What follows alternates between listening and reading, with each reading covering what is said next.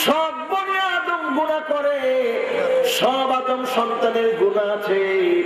আমরা সবাই গুনাহগার, জীবনে কেউ বলতে পারবো না হুজুর গুনাহ করি নাই। এমন এমন গুনাহ আমরা করেছি, আজ যদি আমাদের সামনে আল্লাহ পাক গুনাহগুলো তুলে ধরতেন, একজন এখানে মুখ দেখাতে পারতাম না। এমন কেউ এখানে নাই জীবনে কোনোদিন গুনাহ করি নাই।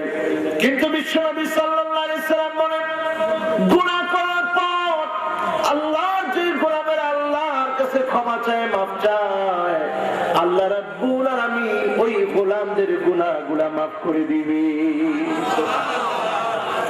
তারা সেরা হয়ে যাবে। শুধু সেরাই হবে না, আল্লাহ রাব্বুল আলামিন এই কোরআন প্রেমিকদের জন্য এমন মর্যাদা রেখেছেন। বিশ্বনবী সাল্লাল্লাহু আলাইহি ওয়াসাল্লাম বলেন, আল্লাহর ফেরেশতাদেরকে আল্লাহ পাক ডেকে ডেকে বলেন, ও ফেরেশতারা রে, এই তো আমার গোলামেরা কোরআনের কথা শুনতে বসেছে। এই গোলামদের জন্য তোমরা তোমাদের নূরানি ডানাগুলা বিছায়া দাও। সুবহানাল্লাহর আওয়াজ আরো আসতে না জোরে? দেখি যারা বিবাহ করেন নাই তারা একটু জোরে সরে বলতো সুবহানাল্লাহ। বিয়ে করেন নাই, এইরকম বুড়া বুড়া মানুষ সুবহানাল্লাহ কইলেন আর কইলেন বিয়ে করেন নাই, এটা হাসা কথা না মিথ্যা কথা? তারপরেও যারা কইলেন চিন্তা আছে আরেকটা করবে। এবার জোরে সরে যারা বিবাহ করো নাই তোমরা বলো তো সুবহানাল্লাহ। সত্যি সত্যি বিয়ে করেন নাই? আবার বলো তো তোমরা সুবহানাল্লাহ। এবার যারা বিয়ে করেছেন আপনারা বলেন তো সুবহানাল্লাহ। কি জোর কমছে না বাড়ছে? হ্যাঁ বাড়ছে। এবার দুই গ্রুপ একত্রে মিলে বলেন তো সুবহানাল্লাহ। আবার ভাইয়া সুবহানাল্লাহ যেমন হবে, সুবহানাল্লাহ এত দামি একটি বিষয়, সুবহানাল্লাহ বললে আমার আল্লাহ এত খুশি হন। বিশ্বনবী সাল্লাল্লাহু আলাইহি ওয়াসাল্লাম ইরশাদ করেন, মান ক্বালা সুবহানাল্লাহ, আল্লাহর কোন গোলাম যদি একবার সুবহানাল্লাহ বলে, কয়বার? কয়বার? একবার সুবহানাল্লাহ যদি বলে,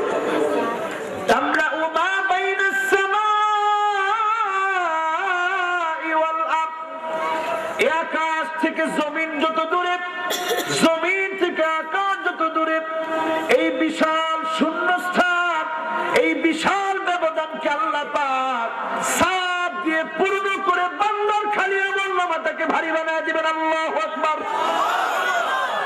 জোরে বলি সুবহানাল্লাহ। সুবহানাল্লাহ আসতে না জোরে? সবাই মিলে কতটুকু জোর আছে জোরে বলি তো সুবহানাল্লাহ।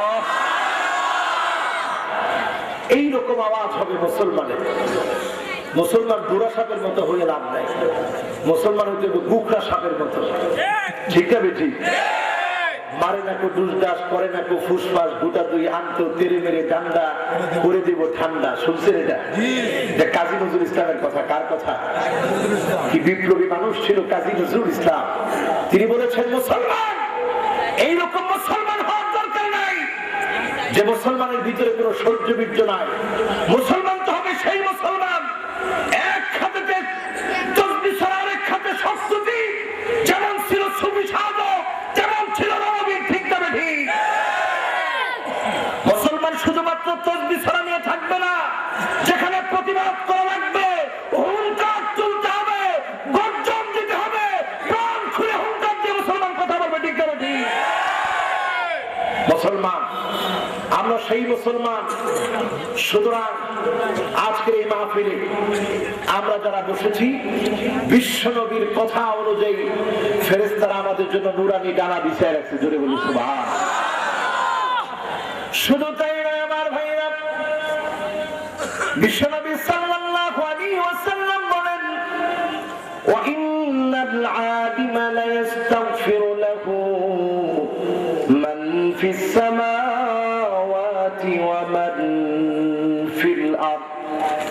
জমিনে আর আকাশে, আকাশে আর জমিনে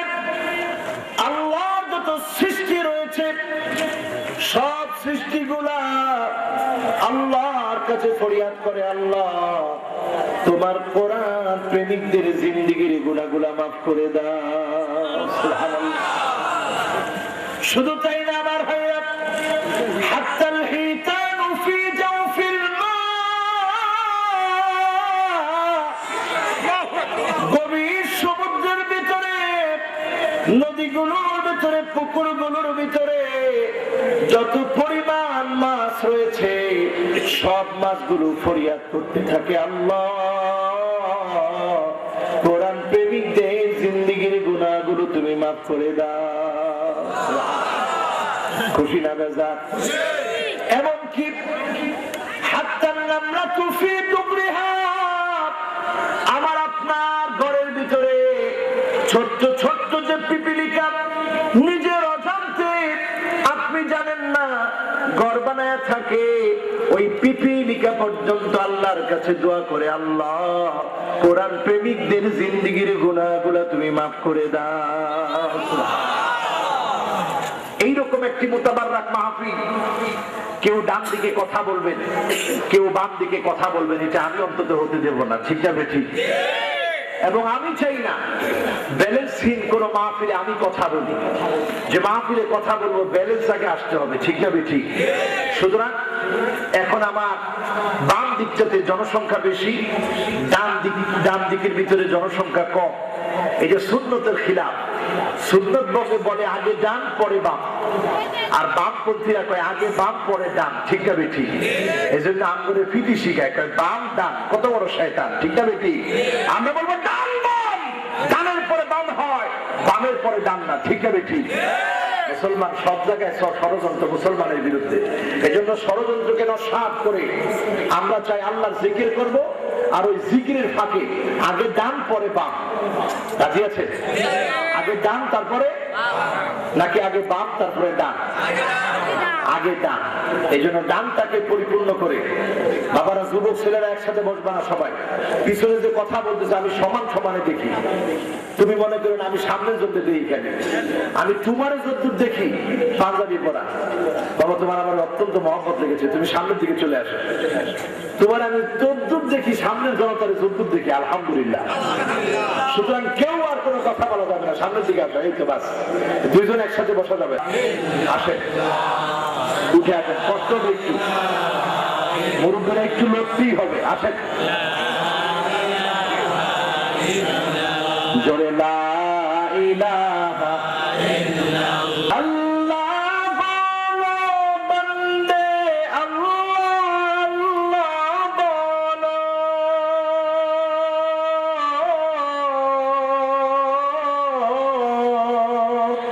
জিকিরে আল্লাহ করতে হুয়ে রাহে জন্নত চলো রে, জোরে লা ইলাহা ইল্লাল্লাহ, প্রাণ খুলে লা ইলাহা ইল্লাল্লাহ, ইলাহা ইল্লাল্লাহ মুহাম্মাদুর রাসূলুল্লাহ সাল্লাল্লাহু আলাইহি ওয়াসাল্লাম। জিকির করলাম কার?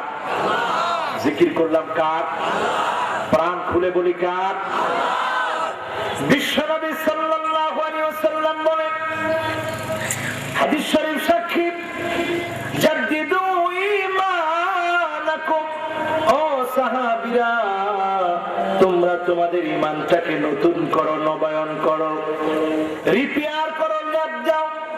মাটির ঘর যেভাবে ল্যাব দেওয়া হয়, বিল্ডিং কে যেভাবে প্লাস্টার করা হয়, এইভাবে করে তোমরা তোমাদের ঈমানটাকে নতুন করো।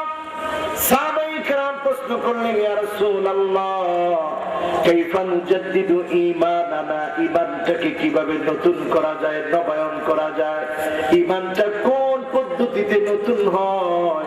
আল্লাহর নবী বললেন, কাসিরু যিকরা লা ইলাহা ইল্লাল্লাহ, জোরে লা ইলাহা ইল্লাল্লাহ, লা ইলাহা ইল্লাল্লাহ।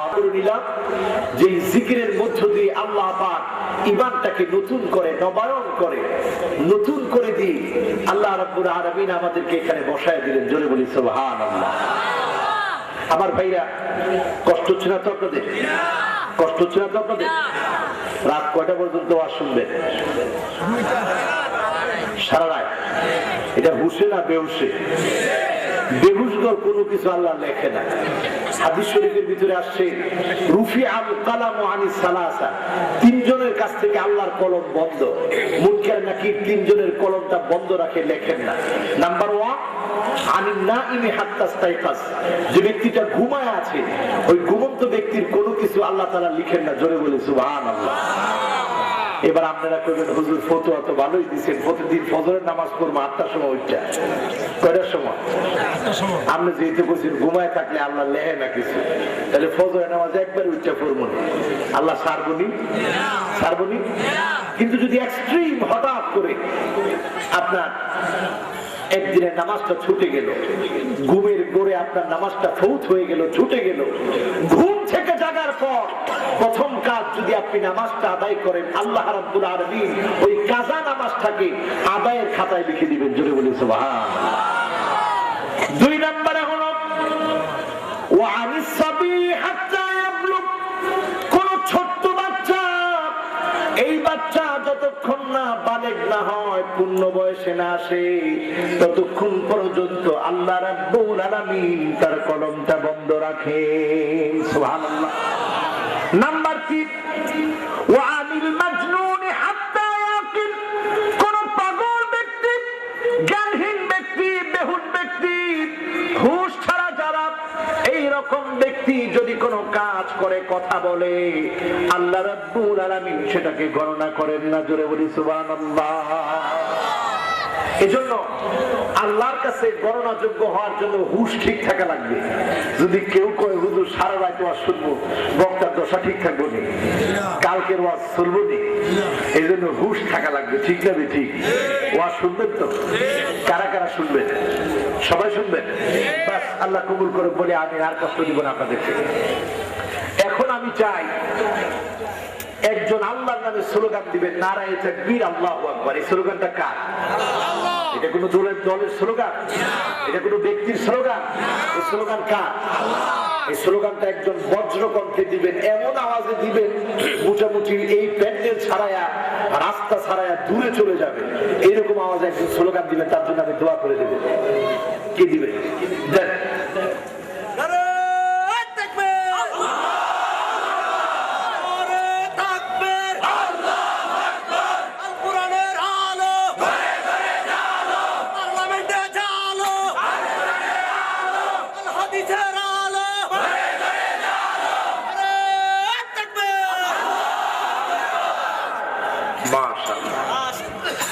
এই যে স্লোগানটা দিলেন, 2 ধরনের ফায়দা হলো। কয় ধরনের?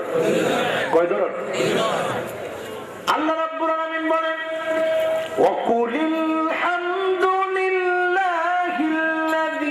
লাম ইয়াত্তাখিয ওয়ালাদা ওয়া লাম ইয়াকুল লাহু শারীকুন ফিল মুলক। এরপর আল্লাহ রাব্বুল আলামিন বলেন দুনিয়ার মানুষেরা তোমরা প্রশংসা করো আমি আল্লাহ, কারণ আমি আল্লাহ কোন সন্তান সন্ততি গ্রহণ করি না, আমি আল্লাহ কোনদিন বৃদ্ধ হয়ে যাই না। জোরে বলি সুবহানাল্লাহ। কি সুন্দর লজিক আমার আল্লাহ। আল্লাহ কর আমি আল্লাহ, আমি আল্লাহর প্রশংসা করো এই জন্য কারণ আমি আল্লাহ কখনো বৃদ্ধ হই না, সন্তান সন্ততি আমার লাগে না। সুবহানাল্লাহ। তার মানে বুড়া হয়ে গেলে সন্তান সন্ততি লাগে। ঠিক আছে? ঠিক। বুড়া হয়ে গেলে আপনার সন্তানের উপরে বর দিতে হয়, নাতির উপরে বর করতে হয়। একটা মুরাতে গিয়ে বসবেন, সাধারণ একটি রোদ পোহাবে, ওই রোদের জন্য তখন নাতির হাত ধরে ধরে যেতে হয়। আল্লাহ তাআলা বলছেন আমার এরকম কোনো প্রয়োজন নাই। এজন্য ওয়াকাব্বিরহু তাকবীরা, যেহেতু দুনিয়ার মানুষের মতো আমি না, এজন্য আল্লাহর জমিনে একমাত্র স্লোগান হবে কার? আল্লাহ। বলে বলেন কার? আল্লাহ। এই জন্য আতি নেতা, পাতি নেতা, সাথী নেতা, যত নেতা আছে, এই নেতাদের স্লোগানের ভিতরে কোনো বরকত নাই। কি স্লোগান দেন? আমার নেতার চরিত্র ফুলের মতো পবিত্র, নামাজ পড়েন একত্র শয়তানের ভক্ত। ঠিক না? ঠিক। এই স্লোগানের ভিতরে কোনো লাভ আছে? কিন্তু আমার স্লোগান যদি হয় নারে তাকবীর, আল্লাহু আকবার, বরত্ব একমাত্র আল্লাহর, বিজয় একমাত্র আল্লাহর, বরত্ব ঘোষণা হবে একমাত্র আল্লাহর, জমিনটা আল্লাহর, রাষ্ট্র চলবে আল্লাহর নামে, ঠিক তবে ঠিক। মুসলমান এই স্লোগান দিলে পরে প্রশংসা করা হয় কার? বরত্ব ঘোষণা করা হয় কার? আমরা ঘোষণা করব কার? আল্লাহ। সুবহানাল্লাহ। তাইলে প্রথম ফায়দা হলো এই স্লোগানের মধ্য দিয়ে আমরা আল্লাহ পাকের বরত্ব ঘোষণা করলাম, জোরে সোরে বলি আলহামদুলিল্লাহ। 2 নম্বর ফায়দা হলো ঘুমটা 3 প্রকার। এক প্রকার ঘুমের নাম হচ্ছে সিনাতুন। সিনাতুন মানে হচ্ছে তন্দ্রা। এই স্লোগানের আগে অনেকেরই তন্দ্রা আচ্ছন্ন অবস্থায় ছিল অনেকেই। এই তন্দ্রাকে আরবিতে বলা হয় সিনাতুন। এটা শয়তানের প্রথম নাম্বার ওয়াসওয়াসা। 2 নাম্বার ওয়াসওয়াসা মাহফিল থেকে উঠায় নেওয়ার জন্য নুআসুন। নুআসুন মানে পা সামনের দিকে দিয়ে বসা। কে কে বসছে? আরেকজনের কাঁধের উপরে হাত দিয়া বসা। বসছেন নি কেউ? হ্যাঁ, পিছনে একজন বসছে। এরকম পাও সামনের দিকে দিয়ে বসা, আরেকজনের কাঁধের উপরে হাত দিয়ে বসা, এইটাকে বলা হয় নুআসুন। এটাকে শেষ করে ঘুমের 3য় নাম্বার প্রকারের নাম হলো নাওমুন। নাওমুন মানে হুজুর যত ওয়াজিব করেন আর শুনবো না, এবার বাড়ির দিকে যাবো, এটাকে কয় ঘুম। এটাকে কি কয়? আল্লাহকে বিজয়ী করবো না, আমার আল্লাহকে বিজয়ী করবো। আল্লাহকে বিজয়ী করার অর্থ হচ্ছে আমরা নিজেরা বিজয়ী হবো। আল্লাহ তুমি তৌফিক দিও, বলি আমি, জোরে বলি আমি। তাকাউ রাব্বাহুম ইলাল জান্নাতি যুমারা হাত্তা ইযা জাউহা ওয়া ফুতিহাত আবওয়াবুহা ওয়া ক্বালা লাহুম খাযানাতুহা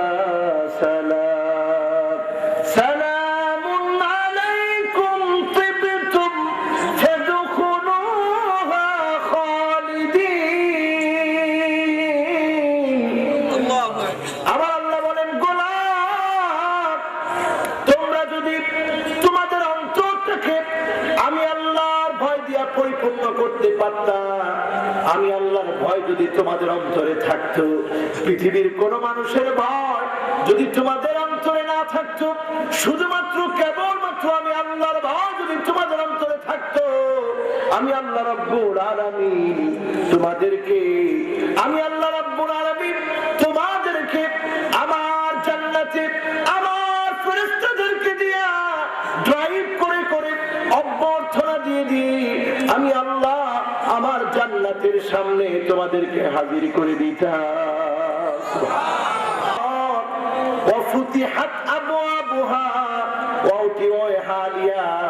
অবস্থা বর্ণনা করে এমন ওয়াও, এই ওয়াও দিয়ে আল্লাহ বলছেন গোলাম ওয়াফুতিহাত, যখনই তুমি আমার জান্নাতের সামনে আসতা, জান্নাতের সামনে আসার সঙ্গে সঙ্গে আমার আল্লাহর জান্নাতটা তোমাকে দেখার সাথে সাথে অটোমেটিক্যালি খুলে যেত।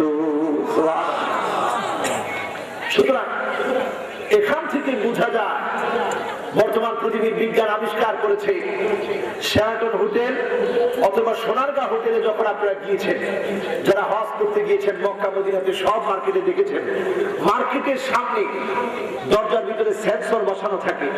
কোন পার্সন যখন কোনো ব্যক্তি যায়, ওই ব্যক্তির উপস্থিতি টের পাওয়ার সাথে সাথে দরজাটা অটোমেটিক্যালি খুলে যায়। সুবহানাল্লাহ। এই প্রযুক্তি কার? জোরে বলেন কার?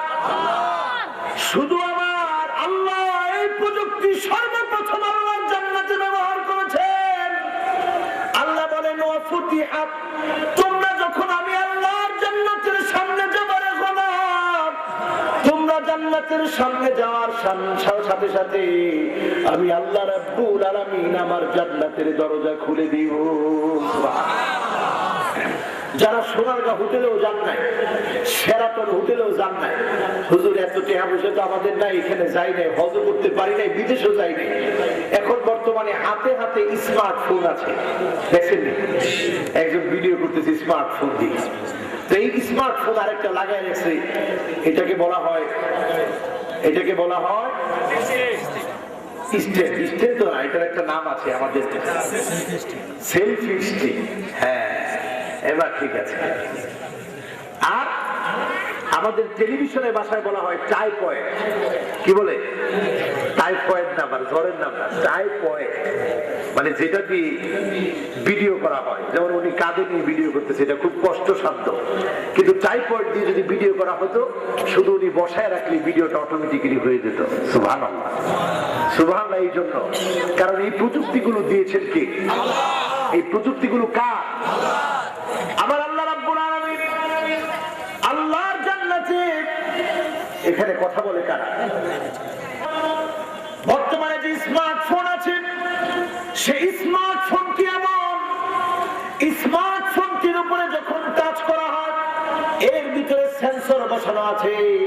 সেন্সর বসানোর কারণে টাচ করার সঙ্গে সঙ্গে এটা অন হয়ে যায়। জোরে বলি সুবহানাল্লাহ। এটা অন হয়, এটা অফ হয়। আল্লাহ বলে, আমার জান্নাতে এমন প্রযুক্তি রেখেছি, গোলাম তোমাদেরকে দেখার সাথে সাথে আমার জান্নাতটা অটোমেটিক্যালি খুলে যাবে। সুবহানাল্লাহ। আর তোমাদেরকে দেখে বলা হবে, وقال لهم خزنتها سلام।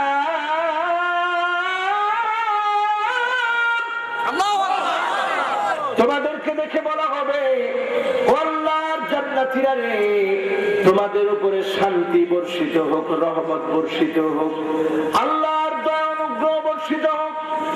সালামুন আলাইকুম তিবতুম, শান্তিতে বসবাস করো। ফাদখুলুহা খালিদিন, আর এখানে চিরস্থায়ী তোমরা থাকবা। দুনিয়ার জীবনটা চিরস্থায়ী না, দুনিয়ার জীবনের সুখগুলা চিরস্থায়ী না, দুনিয়ার জীবনের সুখগুলা বড়ই ক্ষণিকের।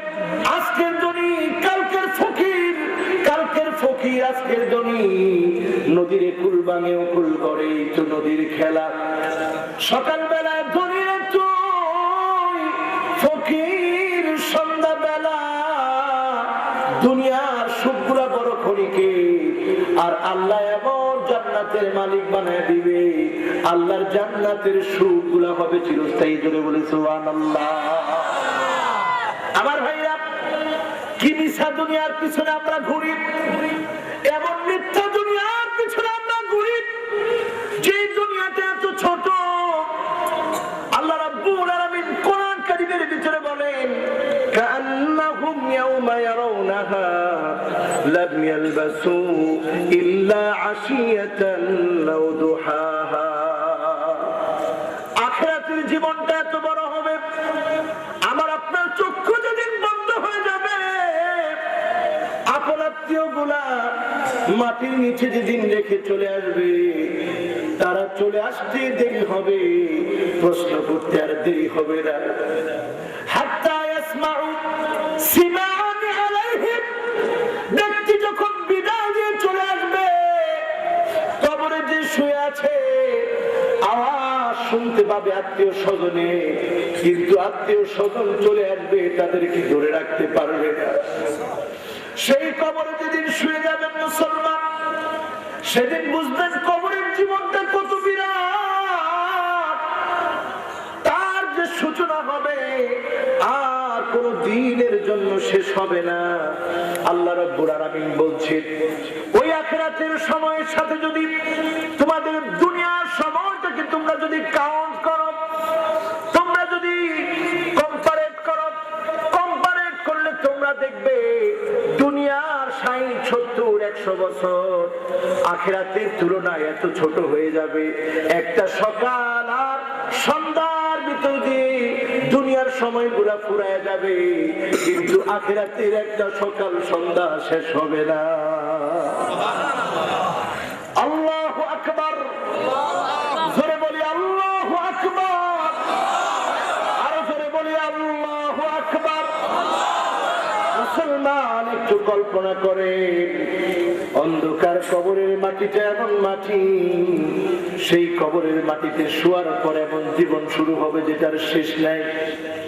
সেই কবরের মাটিকে আলোকিত করার জন্য, কবরের মাটিটাকে জান্নাতের টুকরা বাগান বানানোর জন্য আল্লাহ রাব্বুল আলামিন আল্লাহর নবীকে পৃথিবীতে পাঠিয়েছেন। নবী হে, আপনি দুনিয়াতে আপনার উম্মতদেরকে জান্নাতের পথ দেখান, জাহান্নাম থেকে বাঁচান। এজন্য আল্লাহ রাব্বুল আলামিন নবীর পরিচয় দিতে গিয়ে বলেন, ওয়া মা আরসালনাকা ইল্লা রাহমাতান লিল আলামিন। দুনিয়ার মানুষের আমি আমার রাসূলকে প্রেরণ করেছি, এমনিতে প্রেরণ করি নাই। নবী হে, আপনাকে দুনিয়াতে পাঠিয়েছি আপনার উম্মতদেরকে জান্নাতের দিকে পথ দেখাতে। জোরে বলি সুবহানাল্লাহ। কুল কায়নাতের জন্য আপনি রহমত। রহমতের ব্যাখ্যা কি? রহমতের ব্যাখ্যা কান খাড়া করে শুনে রাখুন। কোরআন কারীমের আয়াত সাক্ষী দিচ্ছে, ওয়া কুনতুম আলা শাফা হুফরাতিন মিনান নার ফানকাযাকুম মিনহা। আমার আল্লাহ বলেন, দুনিয়ার মানুষ তোমরা ছিল জাহান্নামের পাদদেশে, তোমরা ছিল জাহান্নামের কিনারায়। আমি আমার নবীকে পাঠায়া সেই জাহান্নামের কিনারা থেকে তোমাদেরকে জান্নাতের পথ দেখালাম। জোরে বলি সুবহানাল্লাহ। আমার আল্লাহর কি এত দরকার? কেন আল্লাহ বারবার আমাদেরকে জান্নাতের কথা বলে? নবী পাঠায়া জান্নাতের কথা বলেন, আর এমন আমাদেরকে দিয়ে জান্নাতের কথা বলান। কেন আল্লাহ এত জান্নাতের কথা বলান? কেন আল্লাহ তার গোলামদেরকে জান্নাত দিতে চান? এই জন্য চান কারণ আমার আল্লাহ আমাকে সবচেয়ে বেশি ভালোবাসে। কি পরিমাণ ভালোবাসে হাদিস শরীফ সাক্ষী। ইন্নাল্লাহা জাআলা আর-রাহমাতা মিআতা আজজা। ভালোবাসাকে আমার আল্লাহ 100 ভাগে ভাগ করেছেন। কত ভাগ? فأخذ عنده 99 আজজা। 99 গুণ ভালোবাসা আল্লাহ পাক আল্লাহর কাছে রেখে দিয়েছে। এক ভাগ ভালোবাসা আল্লাহ পাক সব সৃষ্টির মধ্যে দিয়েছে।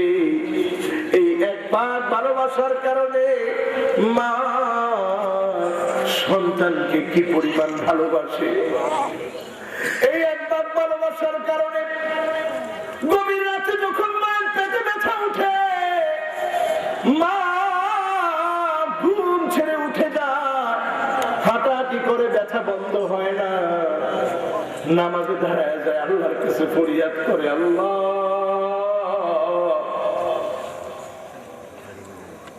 ও আমার আল্লাহ, আমার কলিজার টুকরা সন্তানটাকে তুমি হায়াত দাও। এইরকম করে করে মা ঘুমাতে পারে না। ভাত খেতে বসেছে মা, সন্তান যখন পেটের ভিতরে লাথি মারে, আল্লাহু আকবার, মা ভাত খাওয়া ছেড়ে বুনি করতে চলে যায়, বুনি হয়ে যায়, মা খেতে পারলো না। এইভাবে করে একদিন, 2 দিন, 3 দিন নয়, 10 মাস 10 দিন মা সন্তানটাকে গর্ভে ধারণ করে। এই সন্তানটাকে যখন প্রসব করে এত পরিমাণ যন্ত্রণা মায়ের হয়। বর্তমান মেডিকেল বলে এক একটা সন্তান দুনিয়াতে আসতে গিয়ে মাকে কি কষ্ট দিয়েছে তোমরা জানো না।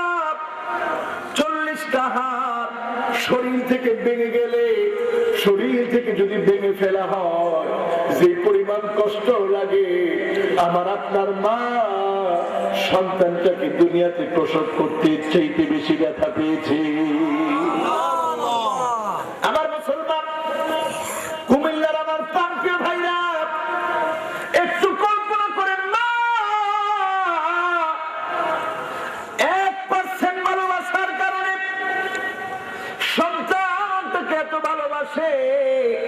নিজে না খেয়ে মা বলে, বাজান আমার পেটটা বড়, একটু আগে খেয়েছি, পেটে ক্ষুধা থাকলেও বলে। সন্তানের মুখে খাওয়া তুলে দেয়। মাত্র 1% ভালোবাসার কারণে যদি মা এমনটা করে, 1% ভালোবাসার কারণে আমার আল্লাহর একমাত্রই বান্দা 90-95 বান্দা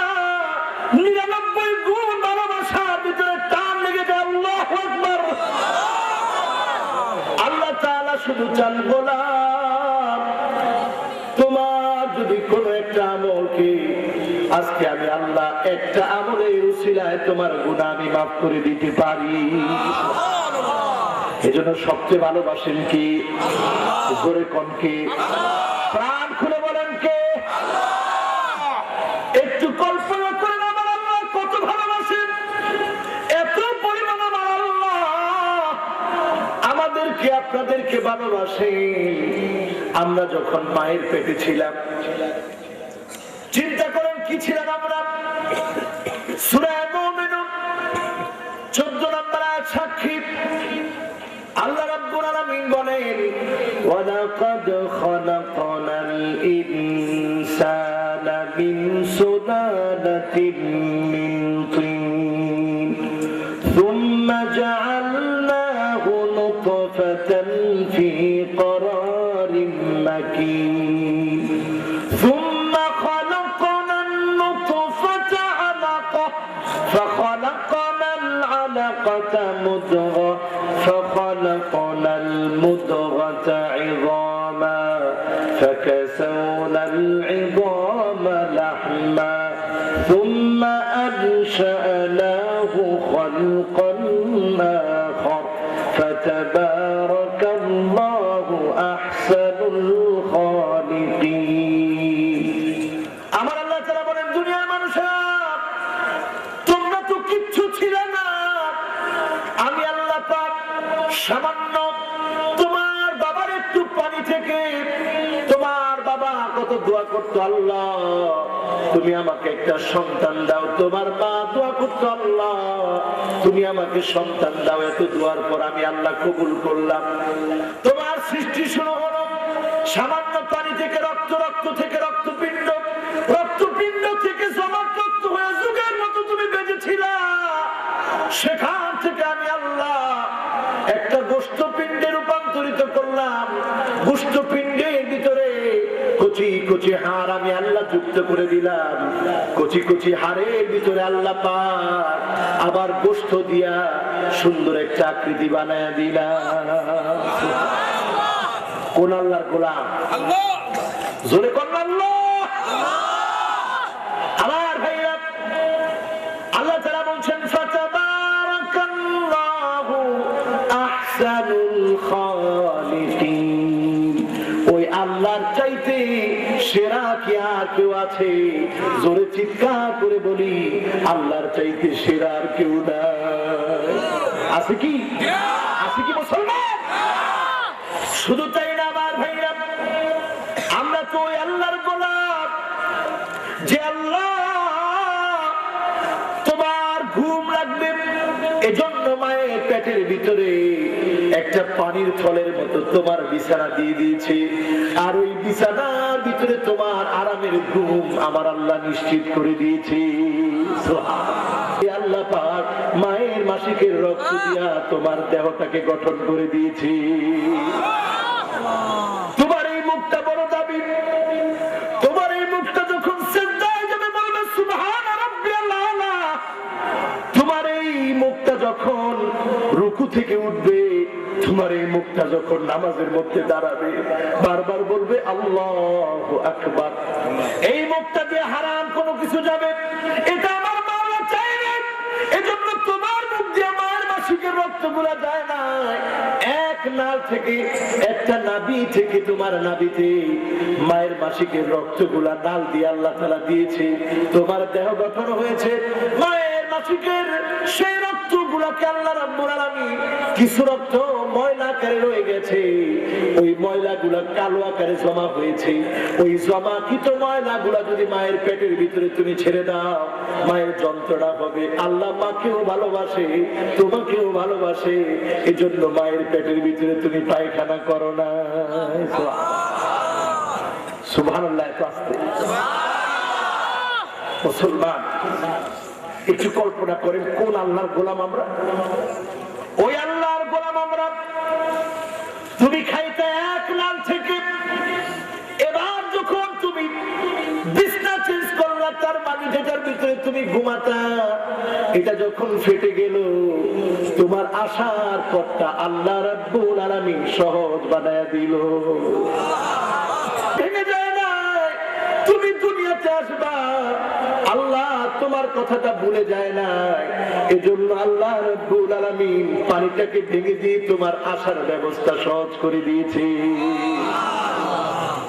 আমি তো সেখানে তোমাকে পারতাম কালা বানায় দিতে, পারতাম তোমাকে লুলা বানায় দিতে, পারতাম তোমাকে বিবেকহীন বানায় দিতে। জীবনে কোনোদিন সুন্দর পৃথিবী তুমি দেখতে পারতা না, কিন্তু আমি আল্লাহ কত দয়া করে মায়া করে তোমার কণ্ঠ দিলাম, জবান দিলাম, সুন্দর চেহারা দিলাম, আর দুনিয়াতে আইসা তুমি আমি আল্লাহরে ভুলে গেলাম। তোমার কাছে আমি কিচ্ছু চাই নাই রে গোলাম। আমি তো পারতাম তোমার গলার ভিতরে শিকল লাগায় রাখতে, তোমার গলার ভিতরে শিকল লাগায় 24টা ঘন্টা শিকল নিয়ে তুমি চলবা, কয়েদির মতো, আসামির মতো তুমি চলবা। এটা আমি আল্লাহ পারতাম, কিন্তু আমি আল্লাহ করি নাই। তোমাকে সুন্দর পৃথিবীতে সুন্দরভাবে বসবাসের সুযোগ আমি আল্লাহ করে দিলাম। কল্পনা করে দেখুন আমার ভাইরা, এক নাল ভক্ত হয়ে গেছে, এখন আল্লাহ আপনাকে ভুলে যান নাই। আল্লাহ বলেন গোলাম এখন তুমি খাবা কেমনে, এই চিন্তা আমি আল্লাহর। হামালাতহু উম্মুহু ওয়াহনান আলা ওয়াহনি ওয়া ফিসালুহু ফি আমাইন। এখন তুমি খাবা কেমনে, তুমি খাবা 2 নাল থেকে। মায়ের বুকের ভিতরে এমন শাল দুধ দিয়ে দিলাম, ওই যে তোমার পেটের ভিতরে কালো কালো পায়খানা গুলা জমেছিল, শাল দুধটা খাওয়ার সঙ্গে সঙ্গে তোমার পেটের ব্যথা যন্ত্রণা, কালো পায়খানা গুলা সব বের হয়ে চলে আসবে। আল্লাহু আকবার। মুসলমানের সন্তান কল্পনা করো, ওই আল্লাহর গোলাম আমরা, যে আল্লাহ শাল দুধ যদি দিতে দেরি হয়, সাথে সাথে শিশু বাচ্চাটার জন্ডিস হয়ে যায়। আল্লাহু আকবার, আল্লাহু আকবার, আল্লাহু আকবার। আল্লাহ তোমারে চিনলাম না, তুমি কত বড়। আল্লাহ তোমাকে বুঝলাম না, তুমি কত বড়। একটুখানি যদি দেরি হয়, সন্তানটার জন্ডিস হয়ে যায়। এই সন্তানটাকে আল্লাহ পাক খাওয়াতেন 1 নাল থেকে, এখন খাওয়ান 2 নাল থেকে। কয় নাল? জোরে কোন কয় নাল? এর মধ্যে দেখুন আল্লাহ আপনাকে কেমন ভালোবাসেন। তোমার কচি কচি হাত, ছোট্ট একটুখানি ঠোঁট, একটুখানি জিহ্বা, যদি মায়ের বুক থেকে একটা নাল থেকে যদি একভাবে যদি দুধটা বের হতো, তোমার কষ্ট হতো। এই জন্য আমি আল্লাহ পাক মায়ের বুকের ভিতরে 36টা ছিদ্র বানায় দিলাম। এইভাবে করে বেশি দিন না, মাত্র 2 বছর তুমি খাবা। যে আল্লাহ তোমাকে 1 নাল থেকে খাওয়াতাম, 2 বছর তুমি 2 নাল থেকে খাবা। 2 বছর পরে আমি আল্লাহ রাব্বুল আলামিন 2 নাল বন্ধ করে দিলাম। এখন আমি আল্লাহ পাক তোমার জন্য 4 নালের ব্যবস্থা করে দিলাম। কিভাবে 4 নাল? এই পৃথিবীতে যত খাদ্য আছে, কথা বলবা না, এখানে কথা বলে কি শোনো তো। এখন আপনাকে 4টা নাম থেকে খান। একটার নাম হলো ভিটামিন, আরেকটার নাম হলো প্রোটিন, আরেকটির নাম হলো আমিষ, আরেকটার নাম হলো শর্করা। আমার আল্লাহ স্মরণ করায় দেন গোলাম, প্রথমে তুমি 1 নাল থেকে খাইতা, মায়ের নাভি থেকে। মায়ের মাসিকের রক্তগুলো তোমার নাভি দিয়ে যেত, 1 নাল থেকে তুমি খেতা। এখন তুমি খাও 2 নাল থেকে, আর 2 নাল থেকে এখন আমি আল্লাহ তোমাকে 4 নাল দিয়া খাওয়ালাম। গোলাম রে, দুনিয়াতে এই 4 নাল দিয়া খায়া যদি তোমরা তোমাদের কানের হক, তোমাদের চোখের হক, তোমাদের জবানের হক, তোমাদের মস্তিষ্কের হক, তোমাদের অন্তরের হক গুলো যদি তোমরা আদায় করো, তোমরা যদি আমি আল্লাহরে চিনো, আমি আল্লাহ তোমাদেরকে 4 থেকে ডাবল 8 বানায়া আল্লাহর জান্নাতের নিয়ামত সব দিয়ে দিব। প্রথম খাওয়াইতাম কয়নাল থেকে, 1 থেকে ডাবল বানায় দিলাম কয়টা, 2 থেকে ডাবল বানায় দিলাম কয়টা, সেই 4 থেকে তোমরা চক্ষুটা বন্ধ করবে। চক্ষু বন্ধ করতে দেরি হবে, আমি আল্লাহর জান্নাতের নিয়ামত পেতে দেরি হবে না। আমি আল্লাহ পাক তোমার কবরটাকে জান্নাতের নিয়ামত দিয়া ভরে দিব। জোরে বলি সুবহানাল্লাহ। ভাইরা আমার, আল্লাহ রাব্বুল আলামিন এত পরিমাণ আমাদেরকে ভালোবাসেন, এত পরিমাণ আমাদেরকে ভালোবাসেন, আর আমরা দুনিয়াতে এসে আল্লাহর বিরুদ্ধে কথা বলি। ঠিক না বেঠিক? জোরে বলেন ঠিক না বেঠিক? গত কয়েকদিন আগেও শাহরিয়ার কবি সে বলেছে, অতে উযু করো, গতে গান গাওয়া খারাপ, গান গাওয়া ভালো নয়। এই কথা তার সহ্য হয় না। শাহরিয়ার কবির বলেছে, এটা আমাদের বিবেককে নাড়া দেয়। এই কথাগুলোর কারণে নাকি জঙ্গি তৈরি হয়। জোরে কর না আলহামদুলিল্লাহ। গান গাওয়া কি খারাপ কাজ না হারাম? খারাপ কাজ না হারাম? এটা মুসলমানের চেতনার কথা। আর নাস্তিক মুরতাদদের চেতনার কথা হচ্ছে গান চলবে, কোরআন হাদিস চলবে না। ঠিক না ঠিক?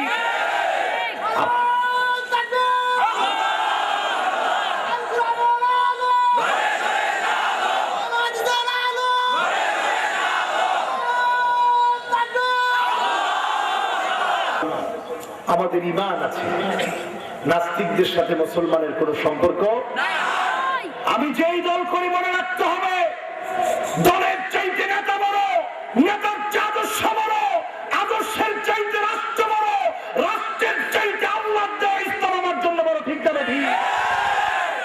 যদি কোরআনের একটি আয়াত নয়, একটি কালেমা নয়, একটি নুক্তার পরিবর্তন করার দুঃসাহস কেউ করে, কারা কারা জীবন দিয়ে প্রস্তুত আছে দুই হাত তুলে আল্লাহকে দেখান।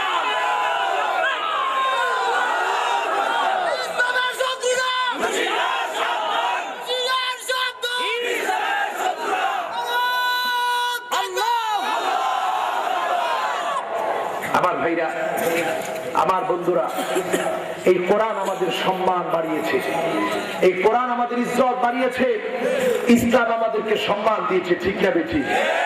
ভয় করতে হবে কাকে? একটা ঘটনা বললে আপনারা বুঝবেন যে ইসলাম কি পরিমাণ সম্মান আমাদেরকে বাড়িয়েছে। কত সহজ ধর্মের নাম ইসলাম। 2014 সনে আমার প্রোগ্রাম ছিল চিটাগাঙে। আমি চিটাগাং যাচ্ছি, এই কুমিল্লায় প্রচন্ড জাম লাগলো। এই জামের কারণে 8টা ঘন্টা একাধারে জামে ছিলাম। আমার পাশে বসেছে একজন ভিক্ষু। ভিক্ষু মানে হচ্ছে বৌদ্ধদের পণ্ডিত। আমরা যেমন মুসলমানদের হুজুর, তাদের হুজুরের নাম হয়েছে ভিক্ষু। তো ভিক্ষু সাহেব আমার পাশে বসেছে। আমিও কোনো সমস্যা মনে করি না, কারণ সে তো আল্লাহর গোলাম। কার গোলাম? সে বুঝুক আর না বুঝুক, সে গোলাম কার? আল্লাহ তো তারেও মায়া করে বানাইছে। আমি তার পাশে বসা, তাকে চিন্তা করলাম, ভাই রে আল্লাহ, আমি কোরআনের কথাগুলো বলতে চিটাগাং পর্যন্ত যাচ্ছি, আর পাশের ভাইটা সেও কথা বলতেছে, সেও বৌদ্ধ ধর্ম প্রচারের জন্য যাচ্ছে। দুজনের উদ্দেশ্য কিন্তু সমান।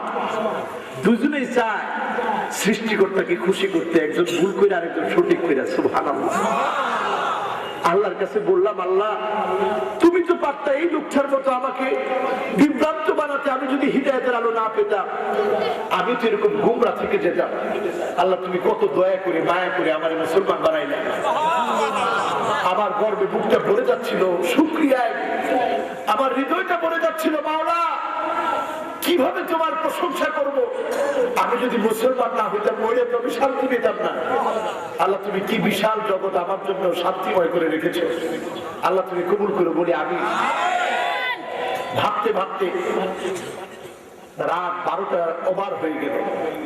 গাড়ি গিয়ে থামলো হাই যে রেস্টুরেন্ট আছে, সেখানে গিয়ে থামার পর রাত 12টা ওভার হয়ে গেছে। প্রচন্ড খিদা, 8 ঘন্টা খাই নাই। আমি মেসিয়ারে বললাম, মুরগি দাও, গোশত দাও, ডাল দাও, ভাত দাও, যা আছে সব খাইলাম পেটটা ভরে। পাশে দেখি আমার ভিক্ষুটা যে ভাইটা আছে সে শুধু এক কাপ চা খাইতেছে। আমি বড় আশ্চর্য হইলাম যে লোকটা টাকা নাই নাকি, খায় না কেন?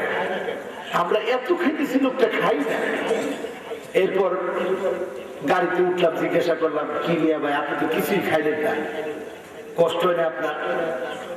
হুজুর আপনি তো জানেন না আমাদের ধর্মটা এত কঠিন, রাত 12টা বেজে গেলে 12টার পর আর কিছু খাওয়া যায় না পানি ছাড়া। আমি চিন্তা করলাম, হায় রে আল্লাহ, তুমি কি বাঁচাইছো, যদি ওই ধর্মের আমি হইতাম আজকে তো আমার না খায় খাওয়া লাগবে। ঠিক না ঠিক? আমার ধর্ম আমাকে বলে দিছে কুলু ওয়াশরাবু ওয়ালা তুসরিফু, খাও আর খাও, পান করো আর পান করো, ওয়ালা তুসরিফু, তোমরা অপচয় করো না। সুবহানাল্লাহ। তার ধর্ম কয় রাত 12টার পরে খাইস না, আমার ধর্ম কয় রাত 12টা 1টা 2টা 3টা 4টা নাই, যখন সময় আছে খা আর খা, কিন্তু অবশ্যই করিস না। ঠিক আছে ঠিক? হ্যাঁ, ধর্মকে উদা পানি খেয়ে থাক। আমি চিন্তা করলাম মানুষ একটু চালাক হইলে গোপন হইলে তো খাইলে নিলে, সে গোপনেও খায় না, তাহলে সে ঠিকই তার সৃষ্টিকর্তারে চায়, সঠিক ভাবে না। আল্লাহ কত বড় দয়া করে মায়া করে আমাদেরকে মুসলমান বানাইছে, জোরে বলি না সুবহানাল্লাহ। সে আল্লাহ রাব্বুল আলামিন অন্তরের ভিতরে এমন একটা অবস্থা দিয়ে দিয়েছেন, অন্তরের ওই অবস্থাকে বলা হয়, অন্তরের ওই অবস্থাকে বলা হয় তাকওয়া, আল্লাহর ভয়। যদি আল্লাহর ভয় কারো ভিতরে অর্জন হয়ে যায়, ওই ব্যক্তি আল্লাহর কাছে দামি হয়ে যায়। জোরে বলি সুবহানাল্লাহ। কোরআন সাক্ষী, আল্লাহ তাআলা বলেন ইন্না আক্রামাকুম ইনদাল্লাহি আতকাকুম। দুনিয়ার মানুষেরা তোমরা যদি আল্লাহ রাব্বুল আলামিনকে ভয় করতে পারতা, আল্লাহকে যদি ভয় করতে পারতা, আল্লাহ রাব্বুল আলামিন তোমাদেরকে দুনিয়ার মধ্যে শ্রেষ্ঠ মানুষ বানায় দিতেন। জোরে বলে সুবহানাল্লাহ।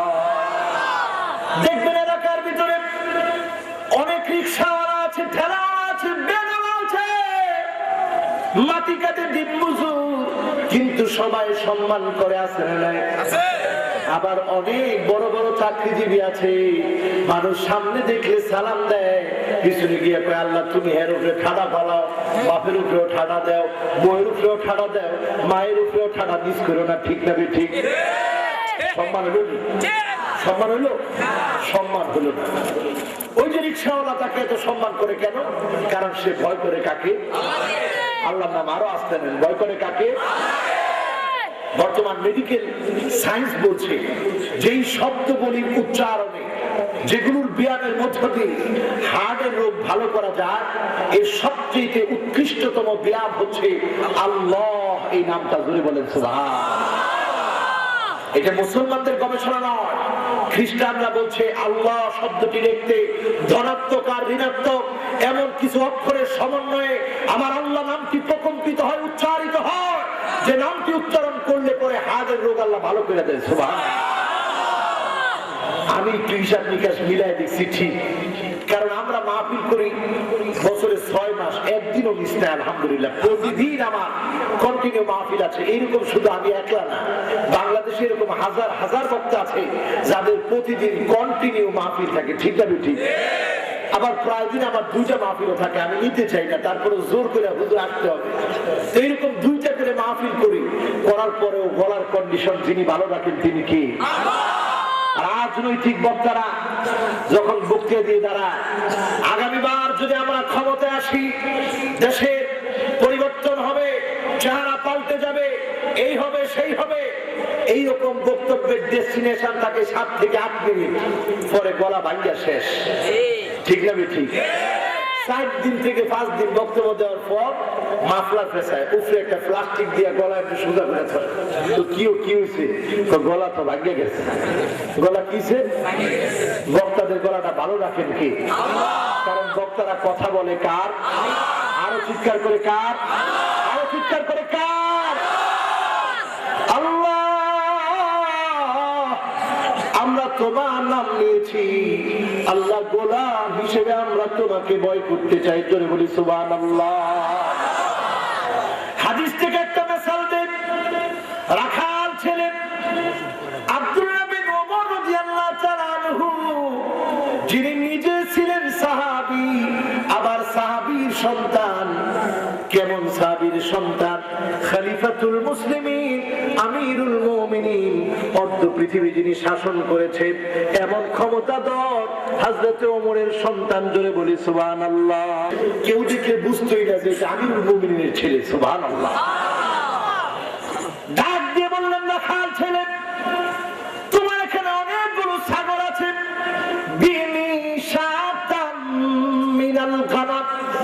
এই ছাগলের পাল থেকে একটা ছাগল আমার কাছে বিক্রি করে দাও। বলতে দেরি হলো না, তৎক্ষণাৎ রাখাল ছেলেটি জবাব দেয়, ও পতি, কে তুমি? তোমাকে আমি চিনি না, তোমাকে আমি জানি না, তোমার কাছে কোনো ছাগল আমি বিক্রি করতে পারবো না। আল্লাহু আকবার। রাখাল ছেলেটির কথা শুনে আব্দুল্লাহ বিন ওমর চিন্তা করলো, রাখাল ছেলেটির ইমান না জানি কেমন, একটু টেস্ট করে দেখি। ওরে বোকা রাখাল, কেন তুমি বুঝো না? একটা ছাগল যদি তুমি আমার কাছে বিক্রি করে দাও, তোমার মালিক কেন পাবে না? রাখাল ছেলেটি জবাব দেয়, না পতি, তুমি তো জানো না আমার মালিক বড় চালাক মানুষ। সকালে যখন ছাগলগুলো নেই আমার মালিক গুনে গুনে দেয়, সন্ধ্যাকালীন যখন ফেরত দেয় আমার মালিক গুনে গুনে নেয়। সুতরাং কোন ছাগল আমি বিক্রি করতে পারবো না। আব্দুল্লাহ বিন ওমর তিনি চিন্তা করলেন, রাখালের দূর কি দূর নাকি ইমানের দূর আরো আছে? আরে বোকা রাখাল, কেন তুমি বুঝো না? তুমি তোমার মালিককে গিয়ে বলবো,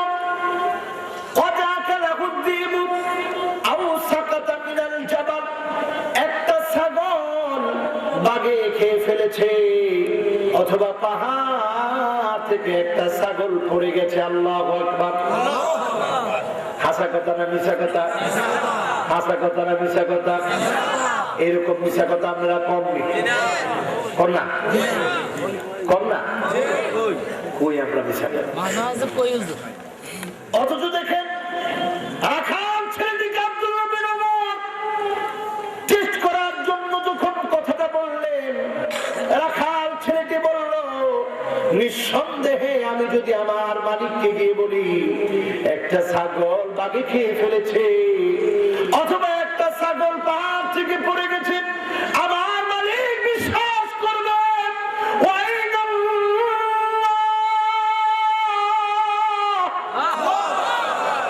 আমার আল্লাহ কোথায়। দুনিয়ার মালিক বিশ্বাস করলেও, দুনিয়ার কেউ না দেখলেও যিনি একমাত্র দেখে তিনি হলেন আমার আল্লাহ। এই কথাটা বলার সঙ্গে সঙ্গে আব্দুল্লাহ বিন ওমর প্রেসিডেন্টের সন্তান,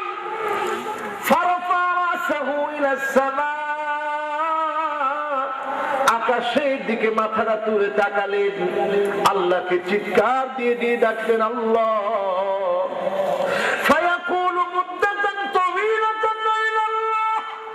লম্বা সময় ধরে শুধু বললেন, আইনাল্লাহ, আইনাল্লাহ, আইনাল্লাহ, আইনাল্লাহ। আমার আল্লাহ কোথায়? আমার আল্লাহ কোথায়? আমার আল্লাহ কোথায়? আমার আল্লাহ কোথায়? তার মানে হলো, দুনিয়ার কেউ না দেখলেও, দুনিয়ার কেউ না বুঝলেও, গভীর সমুদ্রের ভিতরে যিনি সব বুঝেন, যিনি সব দেখেন, যিনি সব জানেন, তিনি হলেন আমার আল্লাহ। তিনি কে? জোরে ডাকবেন, তিনি কে? আরো জোরে ডাকবেন, তিনি কে? আরো জোরে ডাকবেন, তিনি কে? আমার আল্লাহ রাব্বুল আলামিন সব দেখেন। বুখারীর বর্ণনায় পাওয়া যায়, আল্লাহর সামনে সাত আকাশ আর সাত জমিন যদি ছুঁড়ে মারা হয়, সাত আকাশ জমিন কত ছোট হবে? সাতটা সরিষার দানা আপনার আমার হাতে যদি রাখা হয়, যতটা ছোট হবে, যতটা তুচ্ছ হবে, আমার আল্লাহর সামনে সাত আকাশ আর সাত জমিন এত ছোট। জোরে বলি আল্লাহু আকবার। এজন্য ভয় করবেন কাকে? আল্লাহকে যদি ভয় করা যায়, আল্লাহ রাব্বুল আলামিন পুরস্কার দিচ্ছেন সূরা আহজাবের 70 এবং 71 নম্বর আয়াতে, ইয়া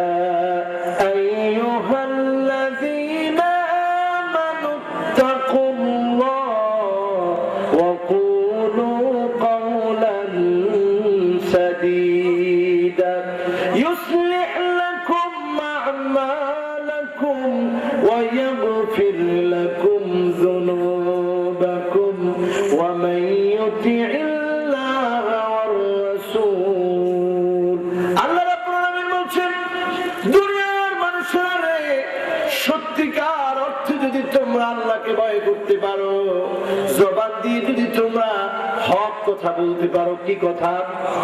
জোরে কোন কি কথা? আরো জোরে কি কথা? এখন হক কথা আছে নি?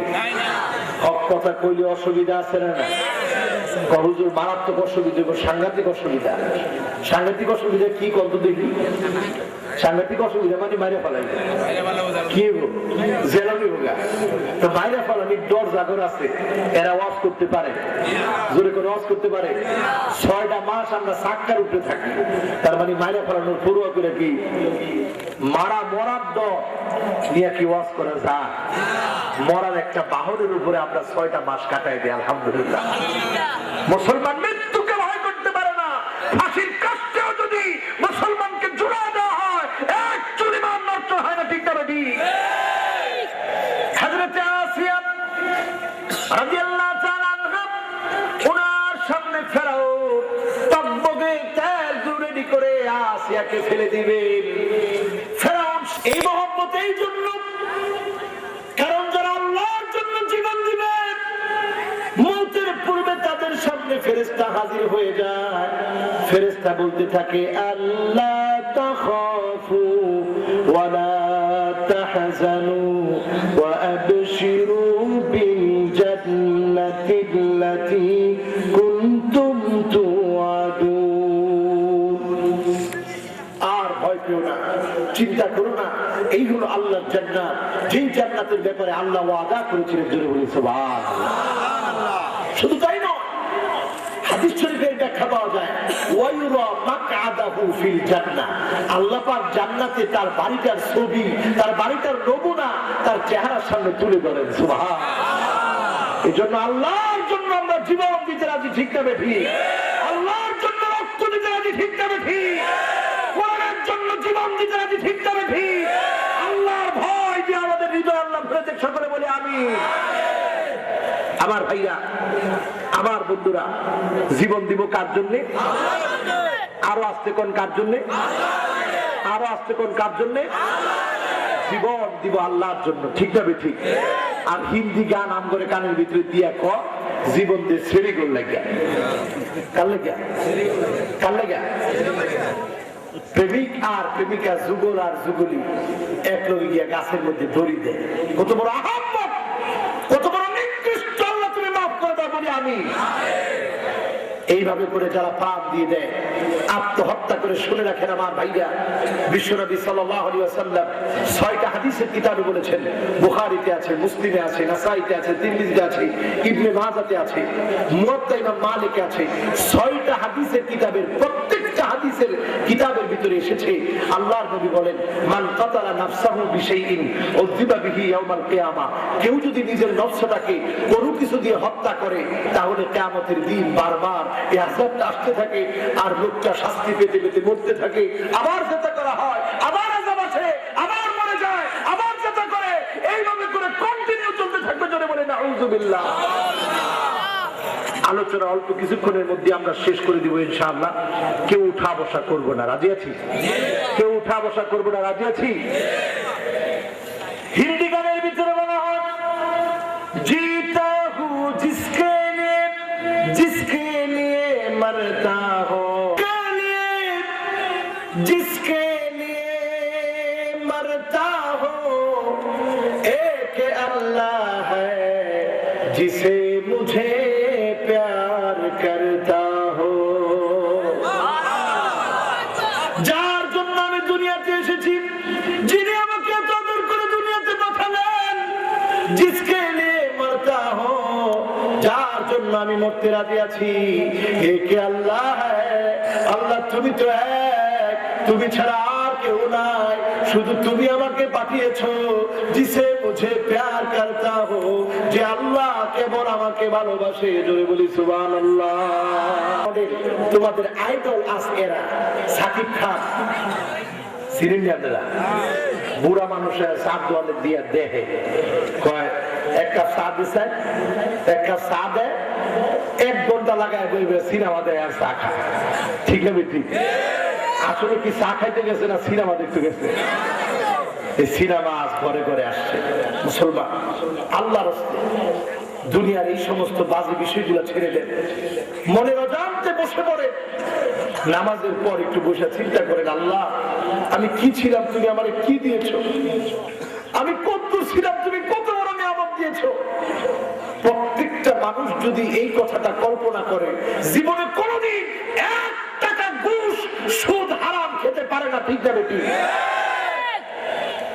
আমি যখন বিমানে বিভিন্ন জায়গায় প্রোগ্রাম করতে যাই, বিমানে উঠার পর সবাই ওয়াও চিৎকার দেয়। কি কয়া? Wow, have a nice tour. কি একটা ট্যুর করতেছি রে বাবা রে বাবা। দেখা যায় একদিকে প্রেমিক প্রেমিকা যুগল যুগলি, আরেকদিকে বয়ে থাকে বিয়েটা, মানে বিবাহ বিবাহিত বিবাহিতা, দুইজনে মিল্লা বয়ে থাকে। পিচ্ছিগুলো আমাদের জীবনে একবার ট্যুর করতে যায় কক্সবাজার, আর আমরা কক্সবাজার আল্লাহ কদিন পরে পরে নেওয়া। আমি তখন চিন্তা করি, হাই রে এই সন্তানটা বিমানে উঠে কয় ওয়াও, এই ওয়াওটা যদি তার শেষ ওয়াও হয় তার কিছু গরম থাকবো নি। অথচ এই ছেলেটা যদি বিমানে উঠার পর বলতো আলহামদুলিল্লাহ। আয় আল্লাহ, আমার মতো কত শিশু বাচ্চা ফুটপাতে আচার বিছা খায়, আমার মতো কত শিশু বাচ্চা ইট ভেঙে খায়। মাওলা তুমি আমার বিমানে উঠাইছো, এই বুঝটা যদি শিশু বাচ্চাকে পিতা মাতা দিত, এই শিশু বাচ্চা ওয়াও বলে আল্লাহু আকবার বলতো। ঠিক না ঠিক? আমার নিজের বিবেক সেদিন হিট হয়ে গেছে। আমি দেখলাম পিছে ছেলেটা কয় ওয়াও, সামনে ছেলেটা দোয়া খুঁজে। মারে কয় কি আম্মা কি দোয়া জানি পড়তে বিমানে উঠলে? মা বলতেছে পাশ থেকে বুরকা পড়া, সুবহানাল্লাযী সাখখারা লানা হাদা ওয়া মা কুন্না লাহু মুকরিনিন। এই বিশাল যানবাহন কি তোমার আয়ত্তে থাকতো না? যদি আল্লাহ 1 সেকেন্ডে চান, বাতাস দিয়ে একটা থাপ্পড় মারলে বিমানের অস্তিত্ব খুঁজে পাওয়া যাবে না। ঠিক না বেটি? পাশে ছেলেটাকে যখন কয়ে দিতেছে, মা পড়াইতেছে, এটার অর্থ হচ্ছে বাবা এই বিমানটা স্থির থাকতে পারত না, যিনি স্থির রেখেছেন তিনি কে? আমি চিন্তা করলাম সুবহানাল্লাহ, এই ছোট্ট বাচ্চাটা আল্লাহকে চিনে ফেলেছে, আর পিছে ছেলেটা চিনছে ওয়াও। দুটো এক সমান, দুটো এক সমান। এজন্য ভয় করবেন কাকে? নামাজ ছাইরা না দুইরা। কারা কারা নামাজ পড়বেন একটু সত্যি করে নামাজ পড়বেন, একটু হাত তুলে। আল্লাহ তুমি কবুল করো বলে আমি, আল্লাহ তুমি কবুল করো বলে আমি, আল্লাহ তুমি কবুল করো বলে আমি। আল্লাহ তুমি তো মুকাল্লিবুল কুলুব, অন্তর পরিবর্তনকারী। আল্লাহ অন্তরগুলো পাল্টায় দাও, নামাজের অন্তর বানায় দাও, হেদায়েতে ভরে দাও, জীবনটাকে পাল্টায় দাও আল্লাহ, গুনাহমুক্ত করে দাও আল্লাহ। আল্লাহ তোমার কাছে আমরা কিচ্ছু চাই না। আল্লাহ আমরা ভিখারি, তুমি দাতা। আল্লাহ আমরা গরিব, তুমি ধনী। আল্লাহ তুমি আমাদেরকে নামাজি বানায় দাও। আল্লাহ আমাদের অন্তরগুলো তুমি সাফ বানায় দাও। হাত তুলুন আমার ভাইরা।